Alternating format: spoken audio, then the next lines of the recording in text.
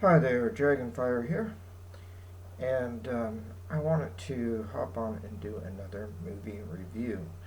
This time I am reviewing the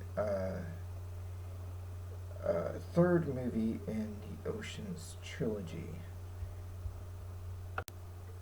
Yeah, so I reviewed the 1960 original along with the remake of Oceans 11 that came out in 2001, and then, of course, the sequel, Oceans 12, and now I'm on to 13.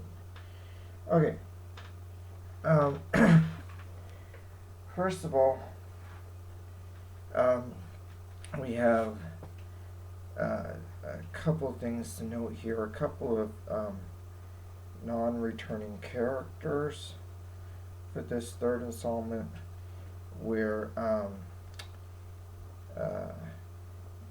Julia Roberts, who played Tess, does not return. Danny's wife.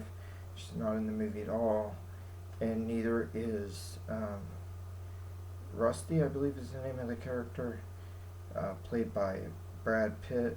Danny Ocean, of course, played by uh,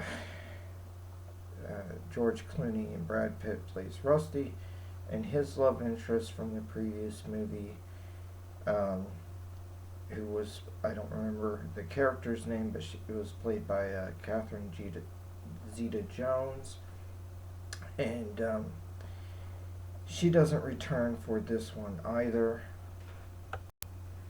So I'm pretty disappointed that they don't return, because I thought perhaps they could have done something interesting with both those two characters in this third movie. It's interesting to note that in the second movie, every character from the first movie returns, even some of the. I would say, like, there's a few smaller little cameos of characters from the first movie that return in the second movie, the lesser characters, but all the major characters definitely return also. Um, but it's interesting that both Julia Roberts and Catherine Zeta Jones chose not to return and do this third movie to close out the trilogy. Or I don't know what happened. I don't know if they chose not to, if they were asked not to, what the deal was exactly, like what the circumstances was, whose decision it was. Um, but for whatever reason, they don't return to this movie, and I kind of wish they were there. They could add something to it, probably, in my opinion. So I'm kind of missing them. And what I'll say about this movie is you got the same basic plot or setup as the other movies in the franchise. You're gonna rob something. It's gonna be worth a lot of money. You got to do this elaborate heist to pull it off. Um, my my issue and my problem with this is it doesn't feel like for Ocean's 13 that the stakes are as high. 13 is the one on the bottom here. Yeah, it just doesn't feel like the stakes are as high as in the first two movies, especially towards the end of the movie, where Danny Ocean basically admits that he's the one who pulled this whole thing off, as does one of the other characters, also kind of exposes himself. And a number of the characters who are in on the scam have kind of exposed themselves. I wouldn't say that all of them, however many there are that are in on it, expose themselves to the casino owner at the end, but a number of them do, and that kind of makes it feel cheap in a way. It's like, and he says, I'll come after you, and Danny Ocean basically just kind of says, oh, no, no, you can't. You can't come after me, because the people you would hire to come after me like me better than they like you. That's literally what he says. He says, people you would hire like me better than they like you, and this kind of stuff. So I understand that the some of the main people behind the franchise, or at least one main guy in particular behind the franchise, wanted this third movie to be a conclusion. He didn't want to leave a bunch of open threads for a sequel. He didn't want to do any more movies. Now, of course, they did. Currently, right now, there's an Ocean's 8. My understanding was that they were planning on making a trilogy of Ocean's 8, 9, and 10, and that trilogy never came to fruition with Ocean's 8 kind of bombing. And I will be reviewing Ocean's 8 in the future at some point. But, yeah, I, uh, I, I did not feel like the stakes were as high in this movie, and especially at the end, where they kind of cut the legs out from underneath it and just say basically, oh, this guy, this owner of this casino who has millions of dollars or whatever, isn't going to go after the thieves who robbed him because he can't. Now, in this movie, they introduce a new casino owner. It's played by Robert De Niro. Um, in the previous movies, they had, or in the first movie, they introduced a casino owner who is played by Andy Garcia, and he seems like much more of a threat, like a guy you don't want to make mad, and he's going to have people come after you and kill you and this kind of stuff. And, um, you know, he kind of um, makes amends with the Oceans group um, by the end of the second movie. And then in this third movie, they bring him back in as kind of a loose ally to the group. He does try to double cross them with bringing in the master thief guy from the second movie, returning for this movie. Um, that master thief guy tries to steal this group of diamonds that they want, but they end up tricking him, and it kind of plays itself out. But anyway, um, there's some stuff that happens, this, that, and the other. To me, Ocean's 13 is just diminishing returns on this idea.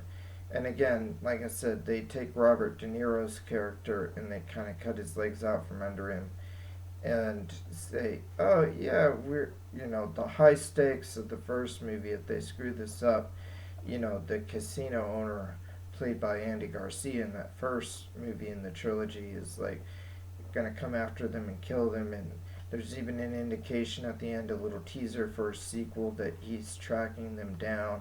And in the sequel, he does track them down, but he gives them time to pay him back, and they do pay him back in the sequel. In this movie, it's like they go after a new casino owner, and they really expose themselves, or at least several of the characters do, to the new casino owner. And it's like, oh no, but not really. There's nothing there. Like they just indicate at the end of the movie that he's gonna give up and not pursue getting his money back, all this money that they just took from him. He's just gonna let it slide, this, that, or the other. So, um, yeah, it feels kind of weak. It feels low stakes. It doesn't really work. There's another thing towards the end of this movie where one of the characters gets arrested, and just like the arrest of Ocean's 12, it turned out to be there's the character played by Matt Damon, and in the second movie, his mom posts as a police officer and bails him out of jail. I think the guy who comes posing as an FBI agent in this movie, I think, is actually supposed to be Matt Damon's character's dad.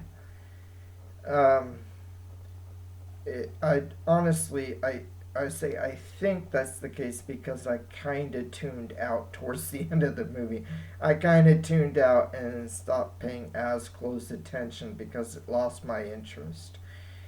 So yeah, that's not good. But Okay, so I'm assuming Matt Damon's dad comes and kind of bails them out of the tough situation at the end, but he does so by pretending to arrest a couple of the characters. And when the first guy gets arrested, it really seems like a lot of the people on Ocean's team are not in on it. Like they don't know that that's one of their people, right? They don't know that, oh, that's just Matt Damon's dad.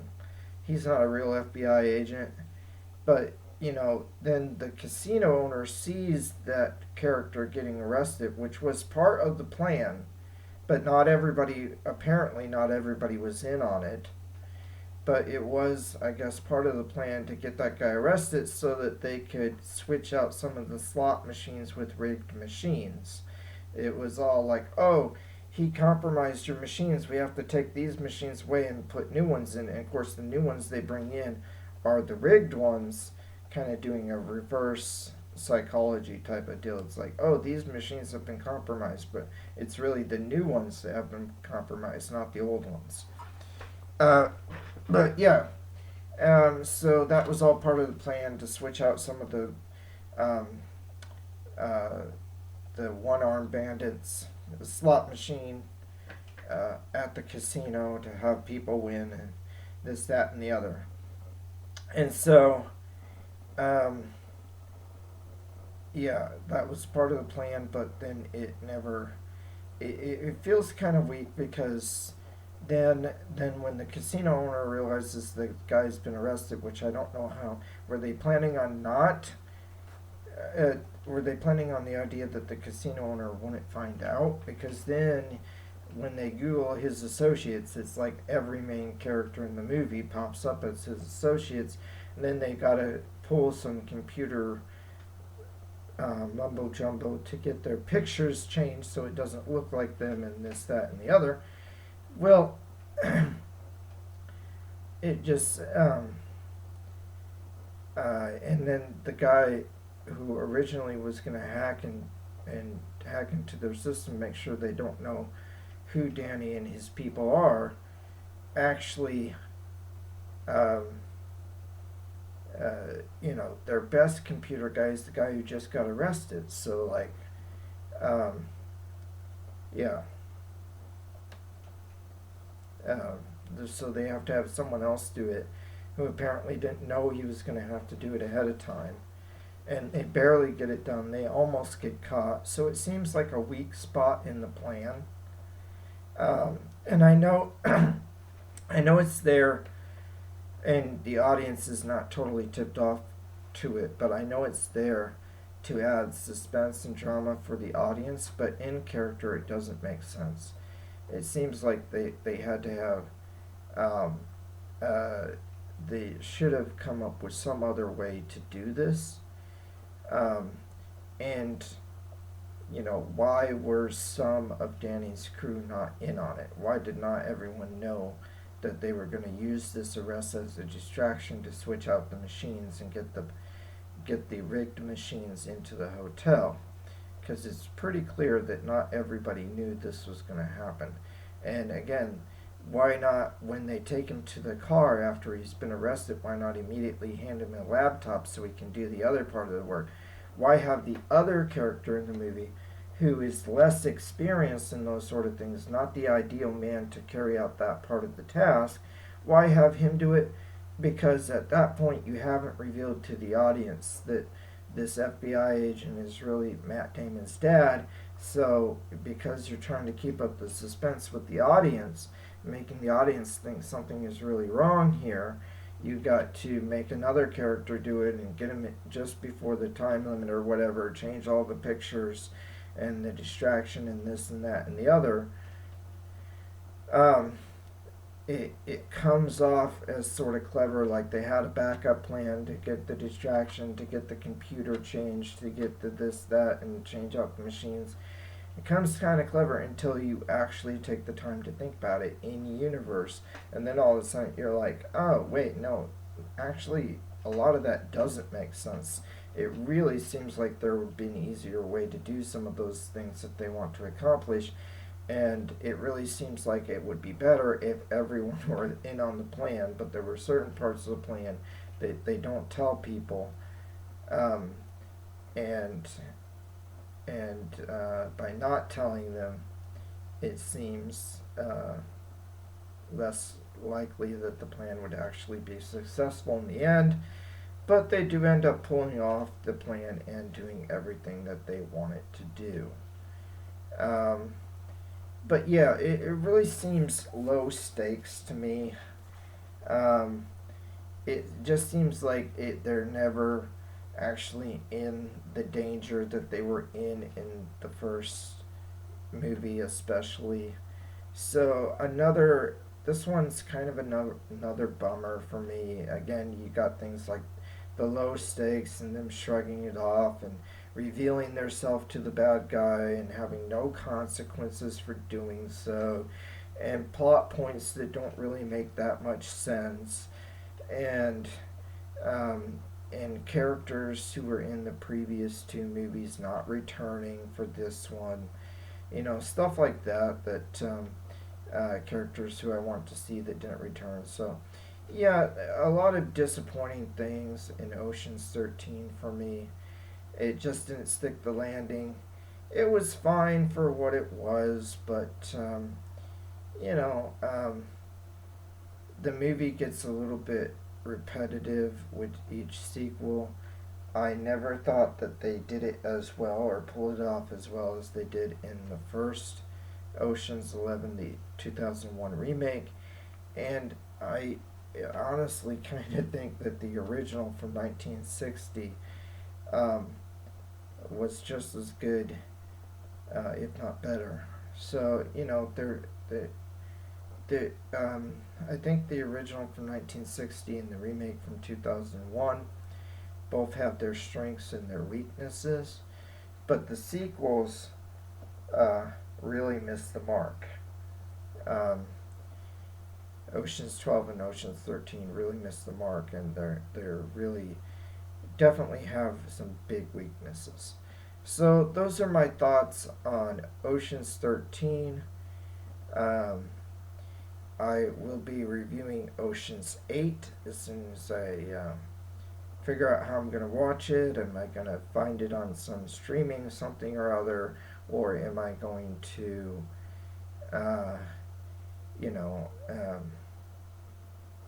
buy a physical copy or whatever I'm going to do to get Ocean's 8 so I can review that movie, and then I will do a franchise ranking to finish up and give you my final thoughts on the Ocean's franchise. There's only one more movie out to date, and that's Ocean's 8, so we'll see how it goes. Alright, everybody, Dragonfire out.